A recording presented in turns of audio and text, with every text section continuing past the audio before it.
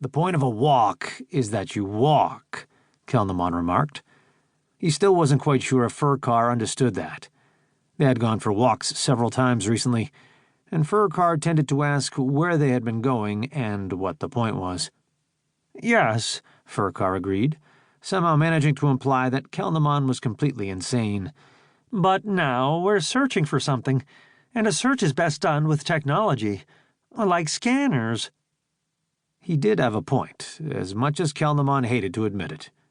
Your suit has scanners, right? Have you been using them? It was hard to tell, but the faint movements in Furcar's suit suggested that he was faintly embarrassed. Well, yes, but I haven't found anything. Kelnemon rolled his eyes. So, using technology hasn't been any better than being on foot, then. He looked at the horizon and squinted as he slowly swung his head side to side. This part of Kordenev, just outside the capital city of Herod, was hilly and weathered by the constant winds. The soft sandstone had been shaped beautifully, and the only vegetation was hardy scrub that nestled in the alcoves and cracks of the rocks where it was protected from the wind.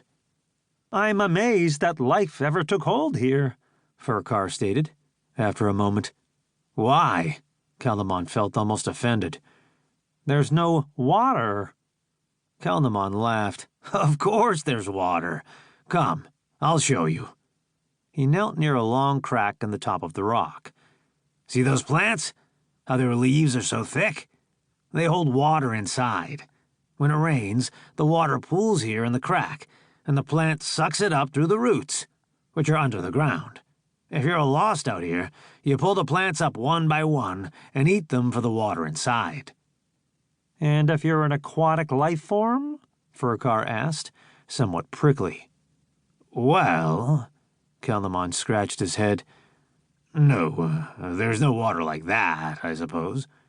Kelnemon stood up and brushed the dust off his knees, then realized something. One of the trees over there has been knocked over. Those, Furcar said, do not count as trees. They are much too sad and small. No, just pay attention. There were 5 trees there yesterday. I remember seeing them. Now one of them has fallen over. Kelnemon waited for Furcar to understand, then rolled his eyes. Like it was hit by something. Oh!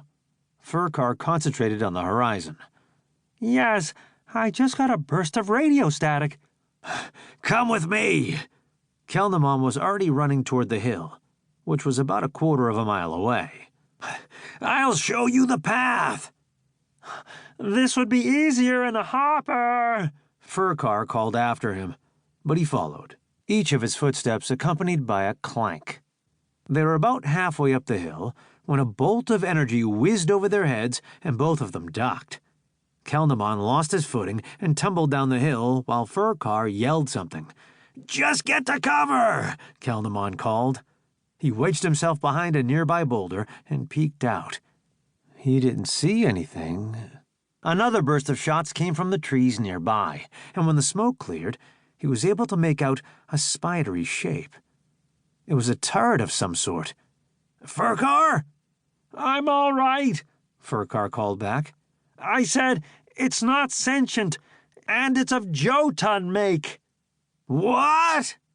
More shots sounded, and Kelnemon looked around to see that the thing was advancing. Get ready! It's coming our way! I don't suppose you have a gun in that suit?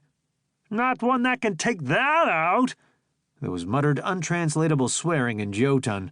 Then Furcar said, Look, if I draw its fire, can you take it down? I don't think we have a choice! Just tell me when to go! As more shots zoomed by, one taking a chip off the boulder Kelnemon was hiding behind, the Brakalon yelled, Go now! Going! There was a resounding clank as Furcar leapt into action. Kelnemon launched out from behind cover and charged at the turret. It must have had a proximity sensor, because as soon as he got close, its turret swung to point straight at him. He could see its laser sight staring at him like a baleful red eye. There was no time to duck. With a roar, as much to keep himself brave as any...